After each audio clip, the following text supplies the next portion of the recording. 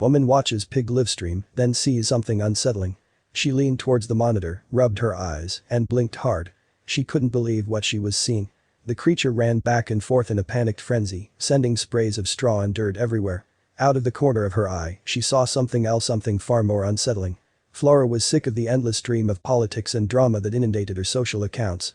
It might have been amusing at one point, even interesting. But now it was stressful and unpleasant. She needed something simple. One live stream promised just that.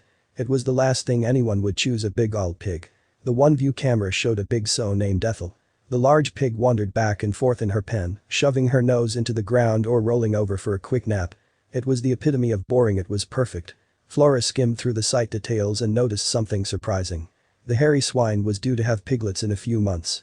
Flora grinned as she imagined tiny pink babes oinking everywhere. The wholesome channel was the break she needed. She could already feel the stress melting away. She had no idea that things were about to take a startling turn. Ethel rolled off her back and started another lazy circle around her pen. But she suddenly turned around. Her round nose sniffed along the ground and into the hay pile in the corner. She scraped her trotter into the mess and plowed her body forward. Was something in there? She watched the strange behavior with a mix of interest and concern. Suddenly, Ethel scooted back, scraped her feet like a bull, then rammed headfirst into the pile again.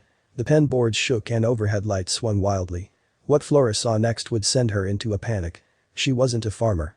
She had no idea what was normal behavior. All she knew was that something seemed very wrong. Maybe Ethel was about to give birth. Maybe there was a rat in the pen. Maybe it was something worse. The swine charged again. Dust shook from the rafters. Straw sprayed everywhere.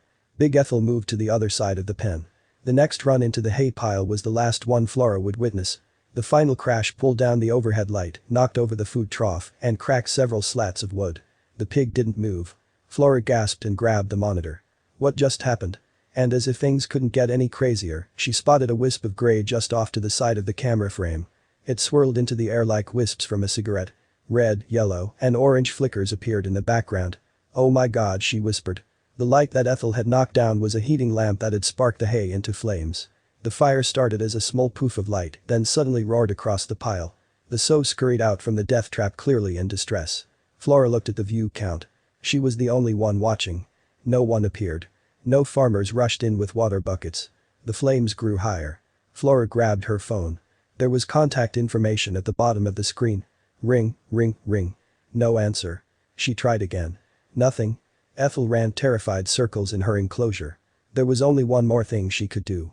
Flora dialed 911. It was insane. She was 2 states away. The operator picked up and she quickly gave the information. What they said next made her jaw drop to the floor.